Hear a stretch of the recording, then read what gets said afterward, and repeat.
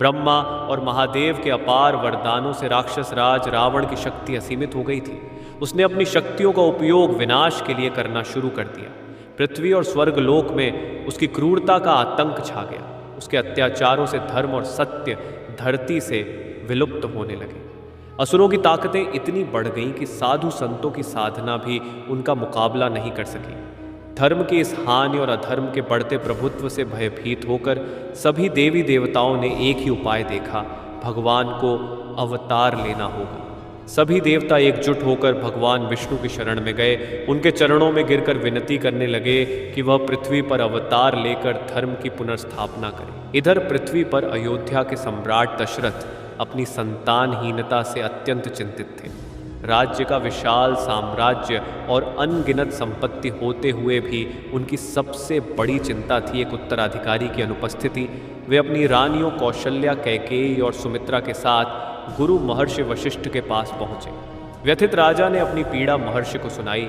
महर्षि वशिष्ठ ने धैर्यपूर्वक सुना और उन्हें पुत्र प्राप्ति के लिए पुत्र कामेष्ठ यज्ञ करने का सुझाव दिया।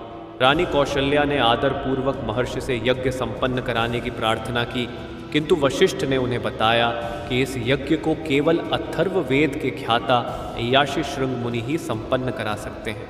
कैकेयी ने तत्परता से सुझाव दिया कि श्रृंग मुनि को राजकीय संदेश भेजा जाए, लेकिन महर्षि वशिष्ठ ने राजा दशरथ को चेतावनी दी कि श्रृंग मुनि को एक राजा के रूप में नहीं बल्कि एक याची बनकर ही मनाया जा सकता है।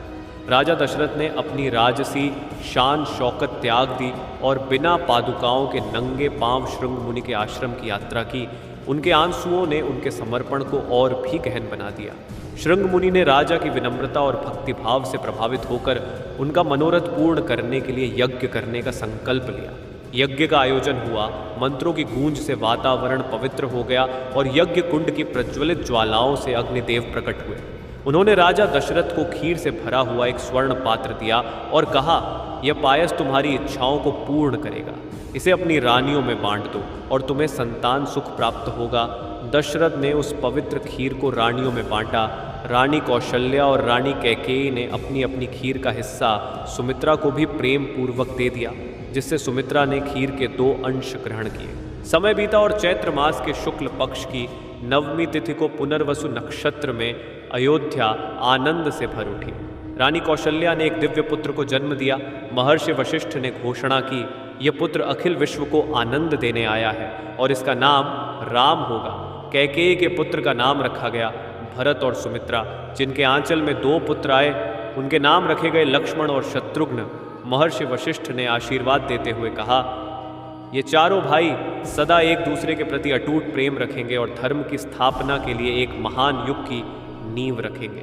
देवी देवताओं और धरतीवासियों की प्रतीक्षा अब समाप्त हो चुकी थी। अयोध्या में उत्सव और उल्लास की लहर दौड़ गई और हर ओर यह संदेश गूंज उठा कि सत्य और धर्म के रक्षक अवतरित हो चुके हैं।